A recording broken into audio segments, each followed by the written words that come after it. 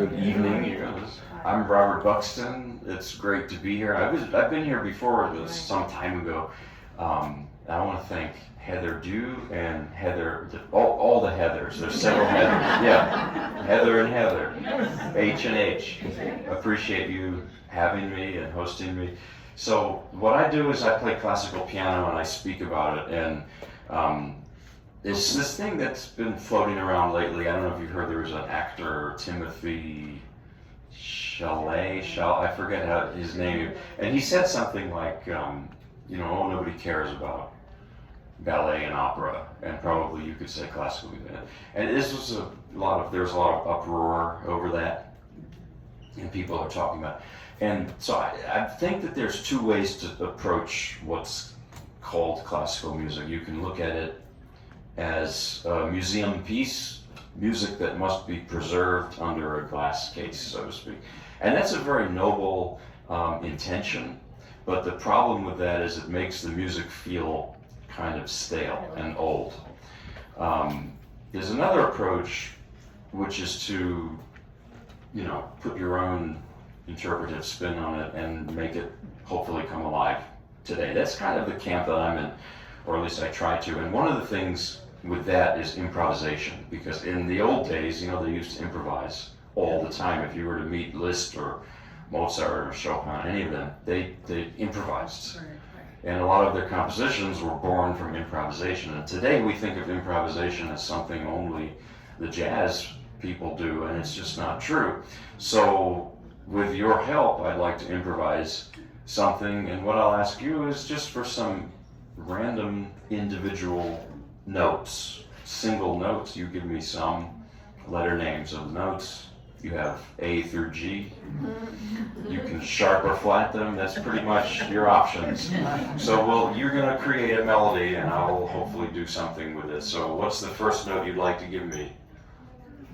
Anybody? C. C. Very good. Okay, there's the beginning of our melody. We need a few more, though. Anybody? A. Did you say what? A sharp. A sharp. A sharp. Okay. A few more, please. I need a letter. How about E? E. It's already shaping into something. Okay, maybe one or two more to give it. G. G. And it actually outlines a chord, which is nice. And F. It actually resolves. Okay, perfect. Let's use that. I can't sing as you hear. Okay.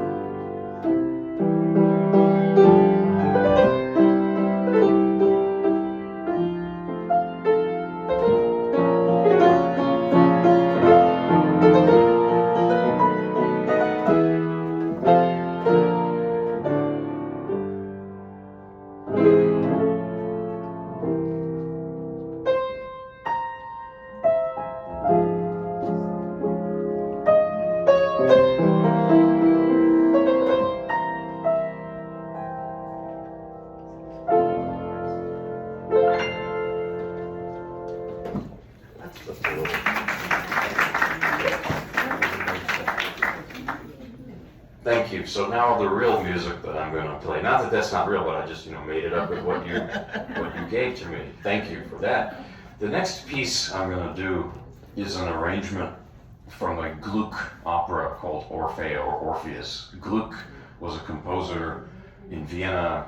He lived a bit before Mozart's time in the mid-18th century. And he was a big influence on Mozart's operas, especially, because Gluck mainly wrote operas. The opera Orpheus is, of course, about the myth of Orpheus and Eurydice. This is an ancient Greek tragic myth. Eurydice dies, she goes to the underworld, and Orpheus just cannot accept it. That's his wife, and he goes with his harp, his lyre, L-Y-R-E, not L-I-A-R, that would be a very different idea. And he plays it for Hades, and Hades finally says, okay, you can bring her to earth with you, but don't look back. That's the one condition. And you've probably heard that phrase before somewhere else. It's in the Bible too, the Old Testament. So that phrase, don't look back. Unfortunately, at the last moment, Orpheus looks back, and Eurydice goes away, for her. Because it's a very sad story. But in the opera, this is the mid-18th century, this is the Age of Enlightenment. They didn't like depressing things like that.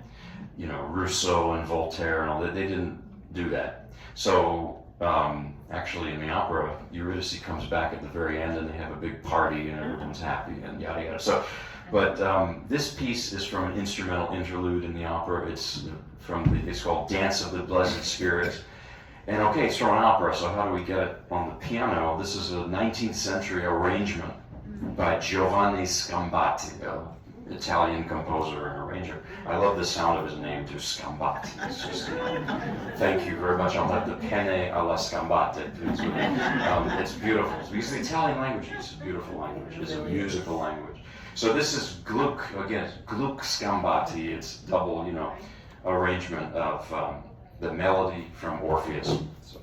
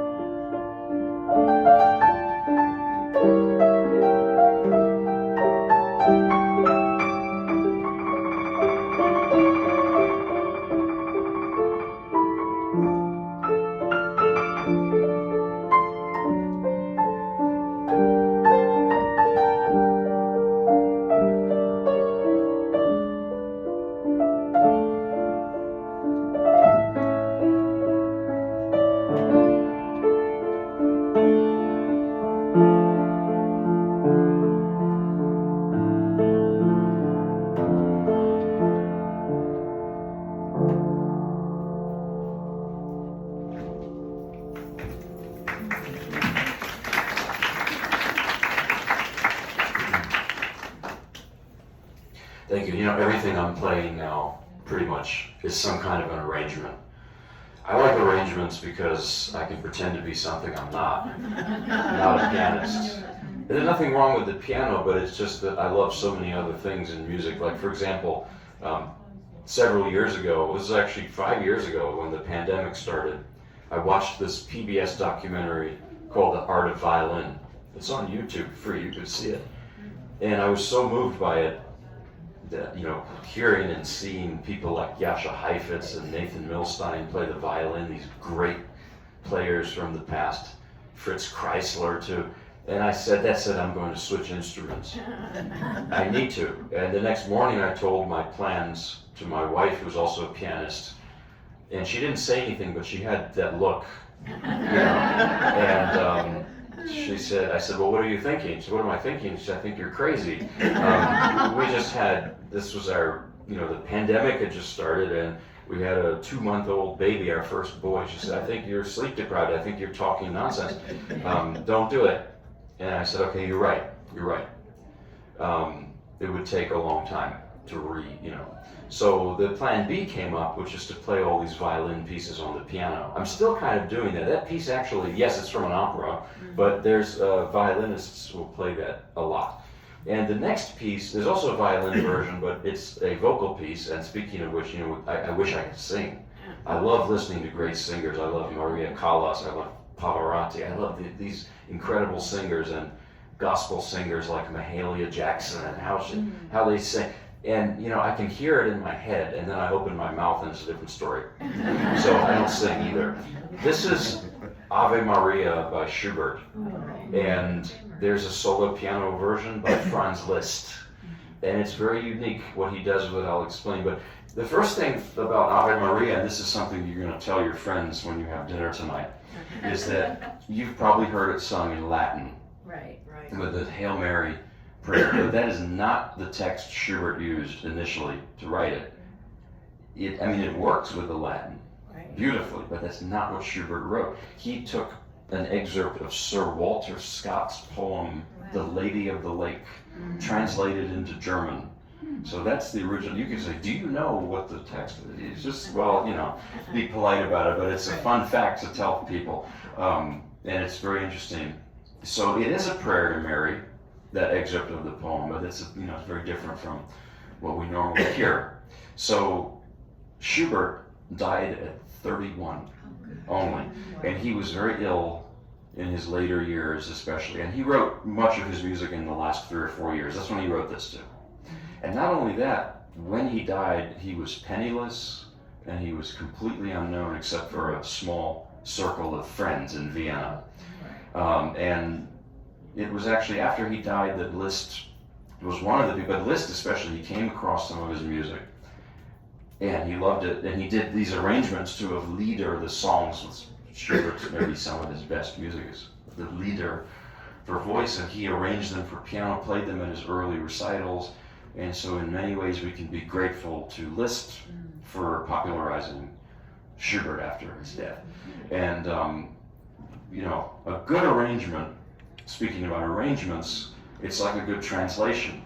If you just plug in something to Google Translate, it's going to give you sort of a word-for-word thing. Right. It may make sense, but it could be not so interesting, bland. That's why a good translation recreates it in the new language or the new medium. And that's what Liszt does with this piece. So, of course, the first verse, he gives it pretty much straightforward, so...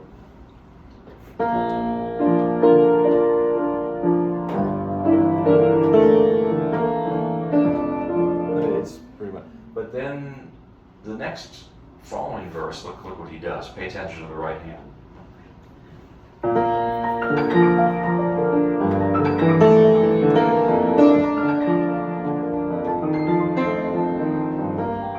So, the right hand business, that ain't Schubert.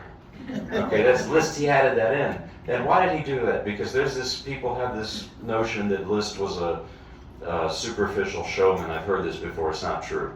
He could be that, but he had so many more sides to him that it's not that. It's simply the fact that if I were to sing this, it would be the same music repeated, but with different words. And that creates variety. But if I'm just playing it and I play you the same thing over and over, it's not going to be that interesting. So that's why Liszt has to, change things around in the verses, the next verses after the first one. So here's Schubert Liszt Ave Maria. Oh, here it is.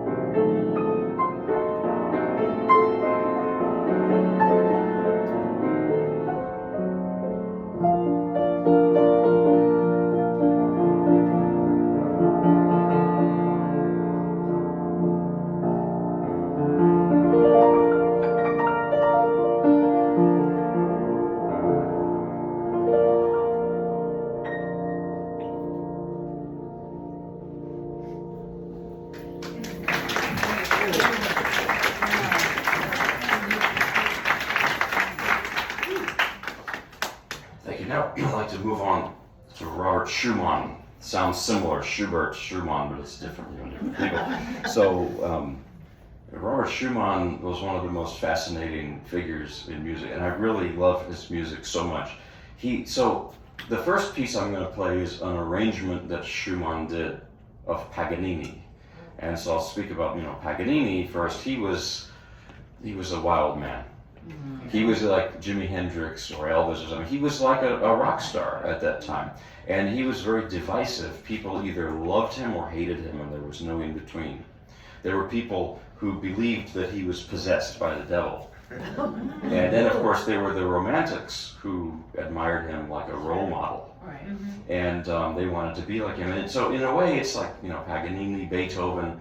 If you look at their dates, they have one foot in the 18th century, in the world of Versailles, powdered wigs, pre-French Revolution, and then they have one foot in the 19th century, which is a whole different spirit. So that's also part of it, and they were like trailblazers for the future. And so Paganini was this inspiration to many. And Schumann, who was born in 1810, he heard Paganini in the 1830s. He was floored, and he just set about writing arrangements. He arranged 12 out of the 24 caprices.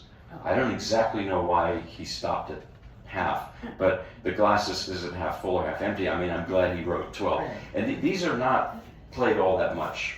A lot of Schumann's output is not played all that much compared to, say, Chopin or other composers. And so what's interesting is the first 6 of these, Schumann even said that they're not for public performance. It's too late for me, I already played it in public. So the first 6 are very close to the originals. Almost like you could say Google Translate. I mean, they're better than that, but they're very close. But then the next 6, and this is number, this is the 11th one, 11 out of 12. You hear more and more and more of Schumann and less of Paganini. So I think he found himself through imitation. Many people do. Many painters do, though. You see students of the visual arts in museums copying the masters. That's sort of what's going on here with Schumann. So Schumann was, in many ways, the opposite of a child prodigy, the opposite of a Mendelssohn or a Mozart. He was studying to be a lawyer at Heidelberg, and he failed classes. Someone said it saved the world from a horrible lawyer and added a very good musician. Then he decided he wanted to be a novelist, and then that didn't quite work out. But he always wrote. He was very literary. Then he wanted to be a pianist, a concert pianist, but he was not a child prodigy at all, so he practiced too hard. He studied with a guy named Frederick Wieck, and he apparently got some kind of contraption meant to strengthen the pinky finger, and he destroyed his hands in the process. So, by the way, in those days, the piano, you see this metal in the piano, this is called a cast iron frame.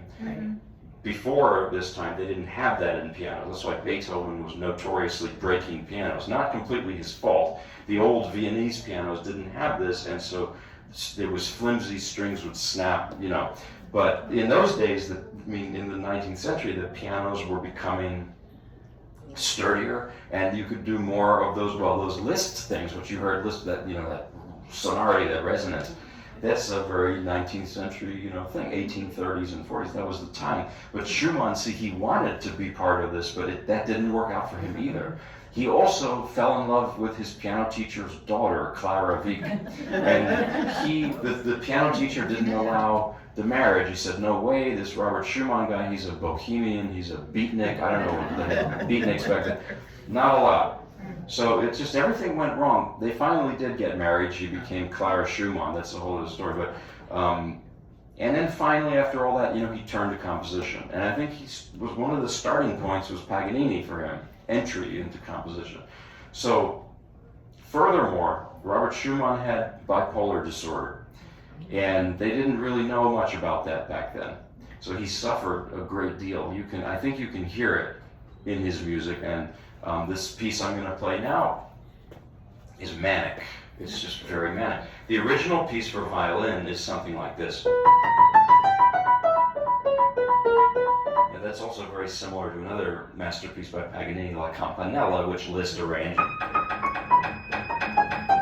And what that is it's a technique thing for the bow, for the violinist,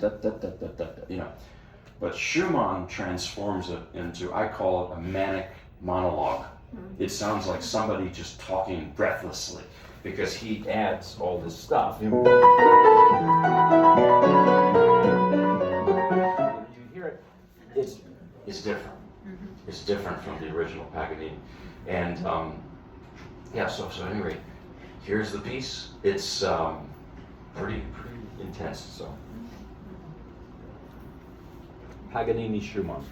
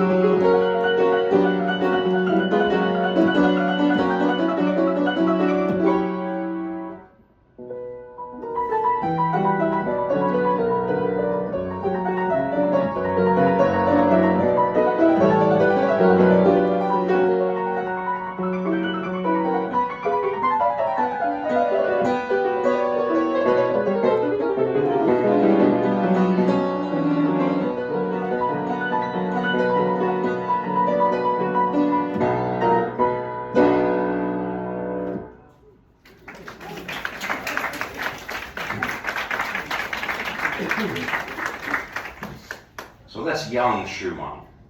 And then he got married shortly after that. That's part of the reason he said he was in an extended manic period in this time. He wrote, this is his quote, he wrote in a white heat in the 1830s.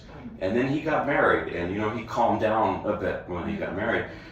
And Clara was herself a great pianist and a great composer, and I would say she was much more famous in their lifetimes than he was. So she was oftentimes touring Europe, and he was home. They had 7 children. So you could call him in some way, Robert Schumann was maybe like a stay-at-home dad sometimes. And a lot of his later music has the theme of childhood. You've heard of Kindersehen, and that's this piece is called Abendlied, Evening Song. It's from a set of late pieces called Music for Children Young and Old. And it's of a completely different character from the last one. Schumann, I told you, was a writer. He created characters that were parts of himself, really. He called his manic side his passionate, extroverted side, Florestan. The last piece was Florestan. He called his introverted, maybe depressive side Eusebius, and this piece is Eusebius, absolutely. The sad thing is that in his very last years, when he wrote this, he really declined. He started hearing voices.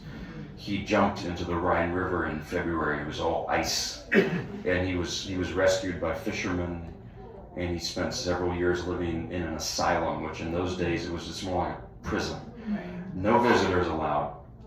Clara visited him. She broke in actually to see him, and I think he couldn't even speak at that time. The next day he died at 46.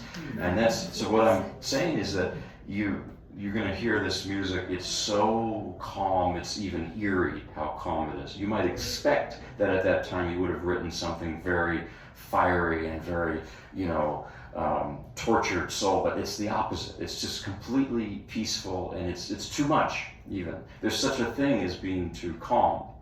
I have a friend who's over 100 years old, and I saw him around Christmas, and he was like that, and I was sad. He said, I'm under the weather, I don't have motivation, and just, I thought, well, this is sad. And then I saw him in the beginning of March, or more recently even, and he was all upbeat and happy. I said, you seem great, how are you doing? He said, you must be wondering what I said, yeah, what happened? He said, I got into 3 arguments with people this week.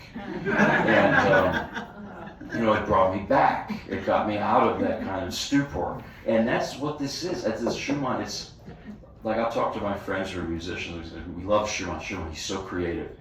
But doesn't it rub off on you sometimes? Yeah, you can't. It's Schumann and Mahler. They're too dark sometimes. That's a side of life. But, you can't dwell there all the time where it'll just drag you down. Schubert can be like that too. So here is Abend Lied, Evening Song by Robert Schumann. It's a late work of his, 1850s, I think.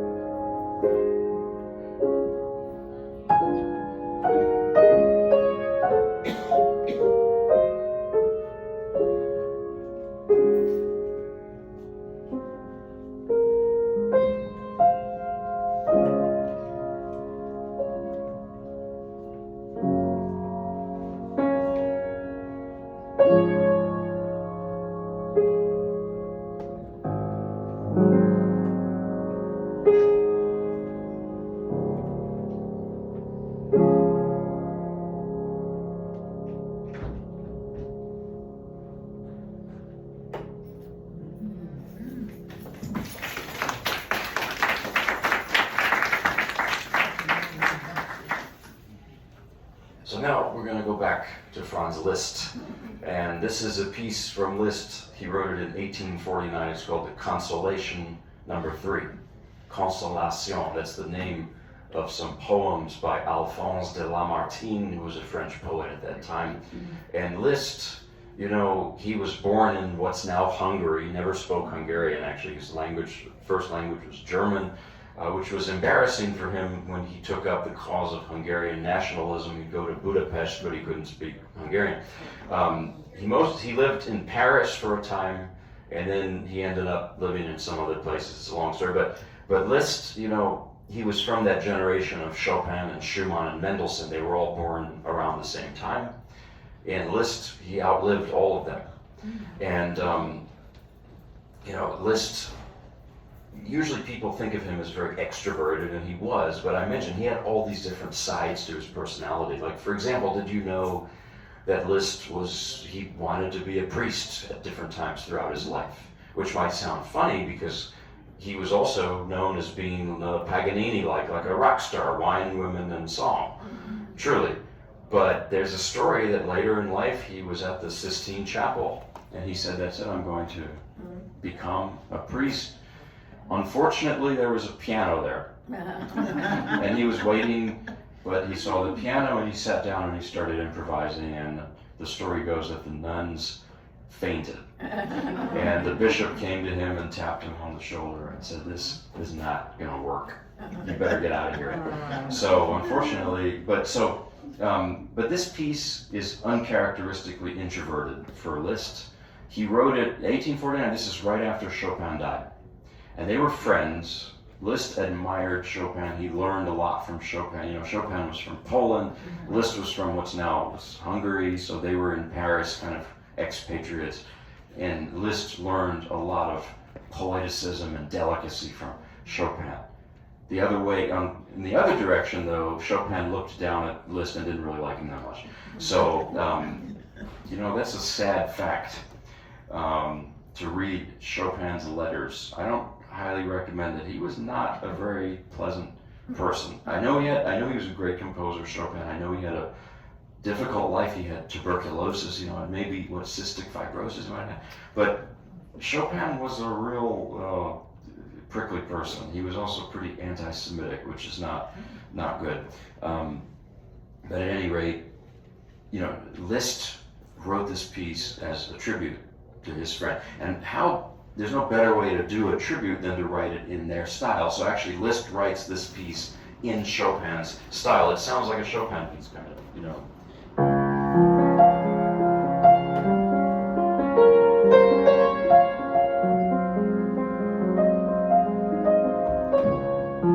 Like this, I mean, that little flourish there, I mean, it's very, very Chopin. And I think also, it's not only that mood of you know, this is a kind of a melancholy to this piece. It's not only that he lost his friend. 1849 was 1 year after this tumultuous year in European history. There was street fighting, revolutions, 1848. Someone said that the equivalent was 1968 in this country's history. And there was all the disillusionment that came after that. Just like in this country, you know, after the assassinations of Robert F. Kennedy, Martin Luther King Jr. So that was in the air too, in the time that Liszt wrote this piece. So here is Consolation Number 3, Franz Liszt.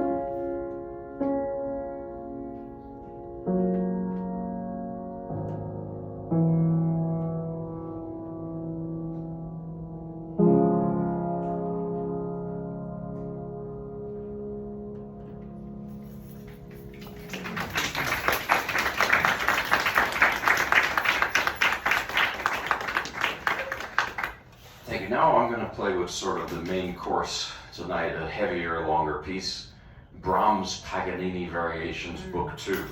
And so I'll tell you a bit about Brahms. Brahms was born in 1833, 20 or so, a little more than 20 years after Liszt, after Schumann, so a little bit later generation. The young Brahms, he wrote when he was in his early 20s. I mean, he'd written his 3 piano sonatas already. And he wanted some direction and advice. And he traveled around Europe. He was from Hamburg, a city in the far north of Germany. By the way, Hamburg is very rainy and cold. And as I understand, people from Hamburg, the culture of Hamburg, people don't wear their hearts on their sleeves. That's kind of an understatement. It doesn't mean that they don't have emotion. It's just that the character, the behavior is just, you're reserved. The emotion is in here, not outwardly, displayed. And it's interesting that he arranged Paganini. Paganini was from Genova, which is now Italy. And I think that Paganini's music is much, it's bright and sparkly, and but that's a wonderful, combination. But Brahms, as a young man, so he traveled around Europe by, I guess, horse carriage in those days. And one of his first stops was to see Liszt in Weimar. Liszt was conducting and living in Weimar at the time. And I've told you, Liszt, he was a wonderful person. He promoted Schubert's music after he died. He was a good person, but he was a bit of a show-off, it's true. So young Brahms arrives to Weimar, shows him some of his music, and Liszt says, well, that's nice, now let me show you my playing. And he starts to play his latest piece at the time, the B minor sonata, which is a genius piece, but very long, 40 minutes or so. And Brahms, he said, in my defense, he said, I was very tired from traveling by horse for days on end. He fell asleep. And Liszt was furious. Never wanted anything to do with Brahms ever again. So, well, that didn't work out for advice. So next stop was Dusseldorf, where he knocked on the Schumann's home, Robert and Clara Schumann. Robert was doing some errands. Maybe he was at Walmart getting milk. I don't know. They didn't have Walmart guys. That's a joke, okay? Because somebody recently told me, how do I know what you're saying is historically accurate? It mostly is, but what I said about Walmart is not. So Clara was home, and she opened the door, and this young man, by the way, if you picture Brahms in your mind, you see probably a larger gentleman with a big white beard like Santa Claus. That was only later. He grew the beard. He couldn't grow facial hair until he was in his mid-40s. As a young man, you go to Google, type in young Brahms. He was this delicate-looking, blue-eyed, angelic, guy. Very different look. And so this young man knocks on her. Clara says, who are you? I'm a composer, I want some advice. Okay, come in. So he played for her, and she was just astonished. And then Robert comes home from Walmart, and he says, hello, who are you? And Robert Schumann said the same thing. Oh, you're a genius. Why don't you just live with us? Just stay here. They didn't do background checks in those days. So Brahms was practically adopted by the Schumanns, and he picked up their musical world. And unfortunately, this was the time when I mentioned, Robert Schumann's health was declining, and he was institutionalized, and Brahms was helping out with the 7 children. Well, I think not all of them survived, sorry, but he was helping with the children. He was helping Clara because she would go tour, and he would, take care of things at home. So they became very close friends, and when Robert Schumann died, they went on a trip to Switzerland together, and this is where, at this point, the neighbors started talking. And they said, this is weird. This young man and this 15 years old, Clara was 15 years older than him. What's going on there? And this has been kind of a rumor. As I read some historians, they say there probably was no dating or anything like that between the two. It just wouldn't have made sense. But there were definitely some feelings, some unrequited feelings. And I think that almost makes it even more powerful. On the other hand, I was also reading, there's other people who say, look, both Brahms and Clara they burned many of the letters that they'd written to each other, so that's a little bit suspicious. But again, I'm not trying to be People magazine, but I have to mention that is part of the history. They did have, whatever the case was, they had a very deep connection, and with that, Brahms would always seek out her advice, and he would listen to her on everything, except apparently not on this piece. She hated the Paganini variations. She called them wretched witches' variations, which in the 19th century is about as bad of an insult as you could possibly get. This piece is based on the 24th Caprice by Paganini. It's a famous theme. And what Brahms thought he was going to do is write a series of exercises. I call them finger torture. And they're very tricky. They're awkward as heck to play. And then somewhere along the way, he realized that they were really not exercises. They had more musical interest and value than that. So he changed the title to Variations. But they're sort of exercises / variations is what they really are.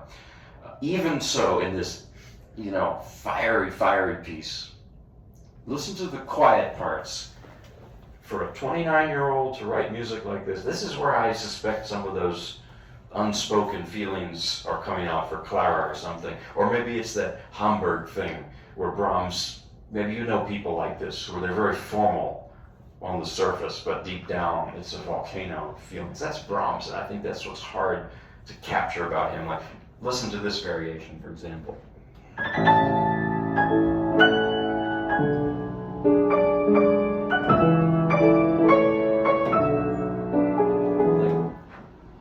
That's so nostalgic and wistful. How does that come out of Paganini? Here's another one.